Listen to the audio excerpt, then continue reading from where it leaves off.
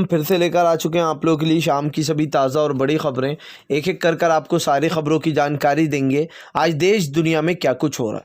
दरअसल दोस्तों सबसे पहली जो बिग ब्रेकिंग निकल कर आ रही है, आप लोग बता दें आज पूरे देश में, जी हाँ पूरे देश में किसान मनाएंगे पगड़ी दिवस। आज के दिन दोस्तों हर एक को किसी न किसी कलर की पगड़ी पहनना अनिवार्य है। इसके बारे में आपको विस्तार से बताएंगे। वहीं पर दोस्तों अगली बड़ी खबर में हम आपको बताएंगे आज कांग्रेस भी जो है दोस्तों, आज कांग्रेस भी किसानों के समर्थन में सत्याग्रह यात्रा जी हाँ निकालेगी। इसके बारे में आपको विस्तार से बताएंगे। वहीं पर दोस्तों फंस गया कांड़ा बाबा रामदेव। जी हाँ आप लोग बता दें लोगों ने जमकर किया विरोध और इसके चक्कर में हर्षवर्धन को भी ले लिया गया घेरे में। इसके बारे में आपको बताएंगे कि कैसे एक स्वास्थ्य मंत्री होकर कोरोनिल का प्रचार कर रहे थे ये, इसके बारे में भी बताएंगे। वहीं पर दोस्तों अगली बिग ब्रेकिंग में हम आपको बताएंगे जी शिवसेना ने साधा भाजपा पर अपना निशाना, पेट्रोल टैंक पर लगाए अच्छे दिन के पोस्टर, बोले क्या यही है मोदी जी अच्छे दिन, इसके बारे में आपको विस्तार से बताएंगे। वहीं पर दोस्तों अगली बिग ब्रेकिंग में हम आपको बताएंगे जी दरअसल आप लोग बताएं दोस्तों संजीव बालियान से झड़प के तहत 3 लोग घायल हो गए दोस्तों। जी हाँ 3 किसानों को चोट भी लग गई है जब संजीव बालियान का किसानों ने विरोध किया। ये वही संजीव बालियान है दोस्तों जिनके घर पर अभी शाह की मीटिंग हुई थी जहां पर कहा था कि फिलहाल किसानों को मनाया जाए, इसके बारे में भी आपको विस्तार से बताएंगे। वहीं पर दोस्तों शबनम को फांसी ना दी जाए। जी हाँ दरअसल सबसे पहली आवाज अयोध्या से उठ रही दोस्तों। परमहंसराज बोले फिलहाल एक लड़की को जो है फांसी ना दी जाए। जी हाँ दोस्तों शबनम वही है जिसने अपने परिवार के 6 सदस्यों को बड़ी ही बेरहमी से कुल्हाड़ी से काट दिया था, इसके बारे में भी आपको विस्तार से बताएंगे। वहीं पर दोस्तों अगली बिग ब्रेकिंग में हम आपको बताएंगे जी हाँ भाजपाइयों की उल्टी गिनती शुरू। दरअसल दोस्तों जिस तरीके से मध्य प्रदेश के शहडोल में जो गैंगरेप किया गया है 20 साल की युवती के साथ, उसमें यहाँ पर कहीं ना कहीं जो बीजेपी का जो नेता शामिल है उसको लेकर अब लोगों ने जमकर जो है यहाँ पर घेरना शुरू कर दिया है मोदी सरकार को। जी हाँ विजय त्रिपाठी नाम है दोस्तों और ये बीजेपी का नेता है। हालांकि अब बीजेपी ने हाथ ऊंचे कर दिए कि हमने तो इसे निकाल दिया, इसके बारे में भी बताएंगे। वहीं पर दोस्तों रवीश कुमार का मोदी सरकार पर बड़ा हमला। जी हाँ दरअसल दोस्तों आप लोग बता दें पीएम मोदी जहां जहां चुनाव आने वाले होते हैं वहां वहां पेट्रोल का दाम ही नहीं बढ़ाते। मैं बताऊंगा दोस्तों कैसे जब कर्नाटक में चुनाव आने वाले थे तो पिछले सब पूरे देश में जो है यहाँ पर भाव बढ़ रहा था पेट्रोल का, लेकिन कर्नाटक में नहीं बढ़ रहा था। और ये ऐसा 19 दिन तक हुआ था। कब तक? 19 दिन तक, जब तक के चुनाव थे। इसके बारे में भी आपको विस्तार से बताएंगे। वहीं पर दोस्तों अगली बिग ब्रेकिंग में हम आपको बताएंगे जी हाँ दरअसल दोस्तों आप लोग बता दें लगातार जो यहाँ पर मोदी सरकार के ऊपर किसानों का फूटता गुस्सा। किसानों ने कहा फिलहाल इस तानाशाह सरकार की उल्टी गिनती गिनना शुरू कर दे। जी हाँ यहाँ से 2024 में पूरा सफाया करके लौटेंगे, इसके बारे में भी आपको विस्तार से बताएंगे। वहीं पर दोस्तों अगली बिग ब्रेकिंग में हम आपको बताएंगे जी हाँ दरअसल आप लोग बता दें बंगाल में दोस्तों मोदी का भयंकर विरोध, सड़कों पर लिखा लोगों ने go back Modi go back. और कल दोस्तों पूरी सोशल मीडिया पर गो बैक के नारे लगे, इसके बारे में भी आपको विस्तार से बताएंगे। तो सारी खबरें एक एक कर देंगे। फिलहाल खैर चलिए बढ़ते हैं सबसे पहली और सबसे बड़ी खबर की ओर। दरअसल दोस्तों आप लोग बता दें आज किसान जो है वो पगड़ी दिवस मनाने जा रहा है। किसानों को दोस्तों लगातार 3 महीने से ऊपर हो चुका है इस आंदोलन को जारी रखते हुए। अब तक का दोस्तों सबसे बड़ा आंदोलन ये बन चुका है। किसानों के आगे मोदी सरकार नतमस्तक होती हुई दिखाई दे रही है। एक तरफ किसान है जो अपनी उचित मांगों पर यानी कि दोस्तों एकदम सही मांगों पर अड़ा हुआ है, तो वहीं दूसरी तरफ केंद्र सरकार अपना कड़ा रवैया अपना है, वो संशोधन करेगी लेकिन कानून वापस नहीं लेगी। यहीं पर आकर किसान और सरकार की बात अटक जाती है। सबसे पहली बात दोस्तों आज जो पगड़ी दिवस मनाया जा रहा है इसमें किसानों का साफ कहना है कि हर एक को निवेदन किया गया है, हर एक इंसान जो भी इस आंदोलन में शामिल है चाहे वो महिलाएं हों या फिर जेंट्स हों, उन सभी को पगड़ी पहननी है दोस्तों किसी ना किसी कलर की। जी हाँ आप लोग बताएं दोस्तों यहाँ पर जिस तरीके से ये सब कुछ हो रहा है शिवराज जी महाराज यानी कि जो भी यहाँ पर हुआ था अगले दिनों उन सब चीज़ों को नज़र में रखते हुए ये सब कुछ किया जा रहा है। आप लोग बता दें इससे शिवपाल जी बोले थे इससे पहले कि फ़िलहाल किसानों के साथ जो भी किया हो रहा है उसका बदला तो लिया जाएगा सरकार से और ये आने वाले चुनाव में इसका असर दिखेगा। तो कहीं ना कहीं दोस्तों ये जो बात सामने निकल कर आई इससे एक बात तो साबित हो जाती है कि किसान अपनी मांगों को लेकर आज भी वही रवैया कड़ा अपनाए हुए हैं जो कल था और जो कि जायज़ भी है दोस्तों, क्योंकि किसानों की मांगे जायज़ हैं। सरकार का रवैया जायज़ नहीं है, सरकार को किसानों की बात सुनना चाहिए। फिलहाल खैर चलिए हम बढ़ते हैं एक और अगली बिग ब्रेकिंग की तरफ। बता दोस्तों अगली जो बड़ी खबर निकल कर आ रही फिलहाल, बाबा रामदेव को नाप डाला। जी हाँ, दरअसल दोस्तों आप लोग बता दें इंडियन एसोसिएशन ने ज़बरदस्त तरीके से जो यहाँ पर हर्षवर्धन को आड़े हाथ ले लिया। दोस्तों सोचिए, एक स्वास्थ्य मंत्री होकर कोरोनिल का प्रचार करने चले गए बाबा रामदेव के साथ। जी हाँ, जबकि दोस्तों हर्षवर्धन जो है वो हमारे स्वास्थ्य मंत्री हैं हमारे देश के। समझ में आ रही है आपको? बाबा रामदेव की कोरोनिल एक बार विवादों में फंस चुकी है, लेकिन इसको रीलॉन्च किया गया ये कहकर के हमें WHO ने हमें वो दे दिया है यहाँ पर इसका सर्टिफिकेट, और हम जो है इसको 150 या 56 देशों में इसको लॉन्च कर रहे हैं, वहाँ पर बेच सकते हैं इसको। अब दोस्तों WHO ने साफ मना कर दिया कि हमने कोई ऐसी वो नहीं दी अनुमति, नहीं हमें इसके बारे में कोई जानकारी है। अब हर्षवर्धन को दोस्तों लोग आड़े हाथ ले रहे हैं कि आप एक स्वास्थ्य मंत्री होकर बाबा रामदेव की फर्जी दवा का साथ कैसे दे सकते हो। दोस्तों सोचिए कि बाबा रामदेव ये दावा कर रहा है कि इसकी कोरोनिल जो है वो कोरोना का इलाज करती है। इससे पहले भी एक बार इसको लॉन्च किया था, जिसके बाद ये विवादों में फंस गई थी।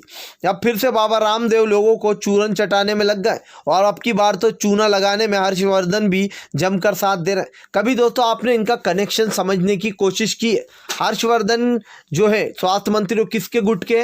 मोदी के गुट के, यानी कि भाजपा के हैं वो। ठीक है, जो बाबा रामदेव है वो कौन से गुट के हैं? वो भी भाजपा के गुट के, यानी कि PM मोदी के, PM नरेंद्र मोदी के काफ़ी अच्छे मित्र हैं।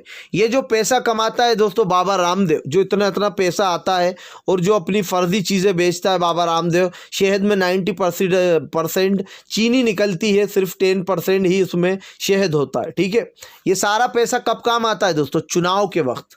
ये जो बाबा रामदेव है, अडानी अंबानी, ये लोग कब समर्थन करते हैं इनको? चुनाव के वक्त जमकर प्रचार में पैसा खर्च करते, और जब प्रचार पूरा हो जाता है, जब ये लोग जीत जाते हैं, तो इनका पैसा इनको डबल होके मिलता है। यानी कि दोस्तों फ़ायदा ही फ़ायदा।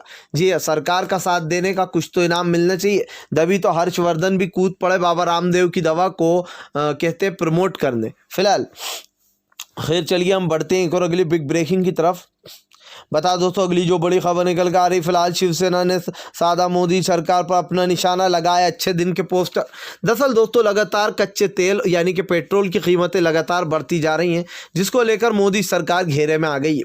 दोस्तों आज से पहले हमने इतना पेट्रोल का दाम कभी नहीं देखा होगा जो हमने आज देख लिया, और कुछ अंधभक्त थे जो कि इस दाम को भी सपोर्ट करते हुए नजर आए हैं।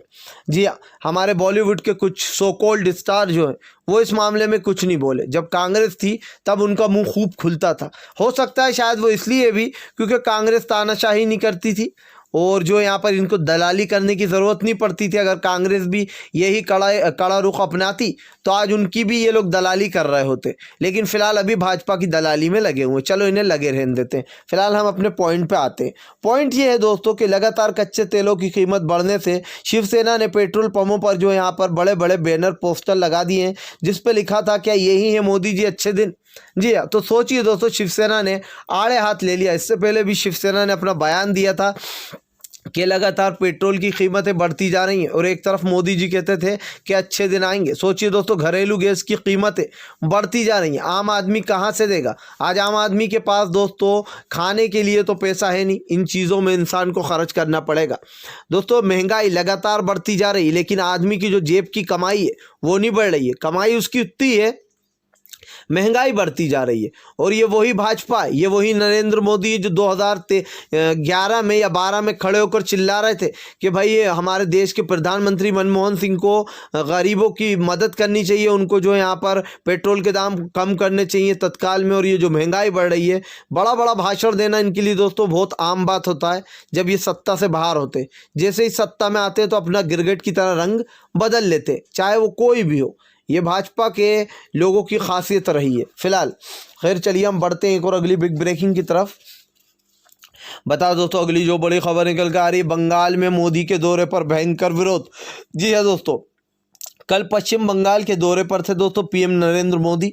ऐसे में दोस्तों मोदी जी का लोगों ने जमकर विरोध किया, सड़कों पर लिख दिया दोस्तों बड़े बड़े अक्षर में go back Modi, go back Modi. दोस्तों ऐसा पहली बार नहीं हुआ जब मोदी सरकार की फजीयत हुई है, इससे पहले भी कई बार फजीयत हो चुकी है। जी असम में जब PM मोदी पहुंचे तो वहां पर भी गो बैक मोदी के नारे लगाए गए थे। अमित शाह जब गए थे तब अमित शाह को भी गो बैक के नारे लगाए गए थे। इससे पहले दोस्तों आप लोगों को याद होगा जो यहाँ पर अमित शाह हैं वो तेलंगाना में गए थे, वहाँ पर भी गो बैक के उनके नारे लगाए गए थे। फिलहाल दोस्तों यहाँ पर जिस तरीके से मोदी के गो बैक के नारे लगाए जा रहे हैं बंगाल में, इससे एक चीज़ तो साफ है दोस्तों कि मोदी सरकार इन पीन पौने तीन करने की कोशिश वहाँ पर भी करेगी, क्योंकि दोस्तों वहाँ पर भी ईवीएम तो है ही। लेकिन हम आपको बता दें दोस्तों कि ममता बनर्जी का दबदबा और भी ज़्यादा होता जा रहा है पश्चिम बंगाल में, क्योंकि उनकी राजनीति करने का एक अलग स्टाइल, और पहली ऐसी महिला हैं जो लगातार दोस्तों सीएम 3 बार से बनती आ रही हैं। जी हाँ, अब सबसे बड़ी बात दोस्तों, गो बैक मोदी के नारे लोगों ने सड़कों पर तो लिखे ही, लेकिन कल सोशल मीडिया पर नंबर 1 पर ट्रेंड कर रहा था गो बैक मोदी। जी हाँ, यानी कि दोस्तों मोदी जी का भयंकर विरोध किया जा रहा है जब जब वो दौरों पर जा रहे हैं, चाहे वो पश्चिम बंगाल हो या फिर असम हो, क्योंकि जिस तरीके के काले कानून लाए गए हैं इससे देश की जनता ओबियसली खुश नहीं होगी, वो तो भाई यही करेगी। फिलहाल खैर चलिए हम बढ़ते हैं एक और अगली बिग ब्रेकिंग की तरफ। बता दोस्तों अगली जो बड़ी खबर निकल कर आ रही, फिलहाल बेरहमी से अपने परिवार के 5 लोगों को मारने वाली शबनम को परम हंसराज का मिला साथ। जी हाँ, दरअसल दोस्तों आप जैसे कि जानते हैं कि शबनम को फांसी देने की तैयारी की जा रही है। इसको लेकर दोस्तों परम हंसराज ने राष्ट्रपति से गुहार लगाई है। उनका कहना है कि फिलहाल राष्ट्रपति जो है वो शबनम को बचा ले, क्योंकि ये इससे पहले हमारे देश में कभी किसी महिला को फांसी नहीं दी गई, और अगर ऐसा किया जाएगा तो हमारे देश पर विघ्न आ जाएगा। जी हाँ, महिलाओं का स्तर हमेशा पुरुषों से ऊपर रहा है हमारे देश में। इस तरीके से उन्होंने राष्ट्रपति से गुहार लगाई कि फिलहाल शबनम को फांसी ना देते हुए उम्र कैद की सज़ा दे दी जाए। फिलहाल चलिए बढ़ते हैं हम एक और अगली बिग ब्रेकिंग की तरफ। बताएं दोस्तों अगली जो बड़ी खबर निकल कर आ रही है, फिलहाल दोस्तों बीजेपी कितना ही दावा करे कि वो अच्छे दिन लाने वाली है या फिर उनकी पार्टी में सारे लोग अच्छे हैं, तो ये नाम दोस्तों गलत हो जाएगा, है ना। क्योंकि यहाँ पर जो बीजेपी के लोग हैं दोस्तों एक के बाद एक जो यहाँ पर जो राष्ट्रवाद का नारे लगाते हैं वही सबसे बड़े देशद्रोही निकलते। सबसे बड़ी बात दोस्तों, जो भोपाल का एक कांड सामने आया है 20 साल की युवती के साथ जो गैंग रेप किया गया, उसमें भाजपा का नेता निकला है। अब विजय त्रिपाठी नाम है दोस्तों इसका। अब लोगों ने जो यहाँ पर इसको घेरना शुरू कर दिया है, क्योंकि दोस्तों ये मंडल का उपाध्यक्ष था, जिसके बाद लोगों ने जमकर घेरा भाजपा को। और दोस्तों शिवराज सिंह चौहान के राज में सबसे ज़्यादा महिलाएं असुरक्षित रही हैं। अब तक का जो बायोडेटा सामने आया है दोस्तों, उसमें जो सबसे बड़ा एक तरीके से महिलाओं की सेफ्टी में नाकाम रहे वो है शिवराज सिंह चौहान। जी हाँ दोस्तों, एक लिस्ट साझा की थी एनडीटीवी ने, जिसके दौरान ये पता चला है कि अब तक महिलाएं सबसे ज़्यादा असुरक्षित रही हैं भोपाल में शिवराज सिंह चौहान के नेतृत्व में। यानी कि दोस्तों बीजेपी वाले जो बड़े बड़े दावे करते हैं वो ही गैंग रेप निकलते हैं। जी हाँ, सोचिए दोस्तों, अब बीजेपी का ही नेता गैंग रेप ही निकला। 2 दिन तक युवती को दोस्तों नशीला पदार्थ पिलाते रहे और उसके साथ गैंग रेप किया गया। इस तरीके की दोस्तों घटनाएं जो है वो लगातार निकल कर आती रही हैं। और फिर से एक बार और उसके बाद उस लड़की को दोस्तों घर के सामने भी छोड़ गए। बेशर्मी की तो दोस्तों हद है, जैसे कि भाजपा वालों ने ये कसम खा ली है कि हम नहीं सुधरेंगे। जी हाँ, फिलहाल खैर चलिए हम बढ़ते हैं एक और अगली बिग ब्रेकिंग की तरफ। बता दोस्तों अगली जो बड़ी खबर निकल कर आ रही, फिलहाल दोस्तों कांग्रेस निकालेगी जी हाँ किसान सत्याग्रह यात्रा। दरअसल दोस्तों आप लोग बताते हैं लगातार कृषि कानूनों के विरोध में कांग्रेस खड़ी हुई है। आज बताया जा रहा है कि फिलहाल कांग्रेस जो है किसान सत्याग्रह यात्रा निकालने वाली है। एक तरफ दोस्तों किसान जो है वो अपना पगड़ी दिवस मनाएंगे, तो वहीं कांग्रेस जो है लगातार मोदी सरकार पर हमलावर है। एक तरफ राहुल गांधी ने दोस्तों पेट्रोल डीजल के मुद्दे को लेकर मोदी सरकार को घेर रखा है, तो वहीं दूसरी तरफ केंद्र की सरकार के पास कोई जवाब नहीं है। कोई जवाब ही नहीं है जो है राहुल गांधी के सवालों का। फिलहाल खैर चलिए हम बढ़ते हैं एक और अगली बिग ब्रेकिंग की तरफ। बता दो तो अगली जो बड़ी खबर निकल कर आ रही, फिलहाल रवीश कुमार ने साधा मोदी सरकार पर निशाना, दिखाई मोदी सरकार की असलियत।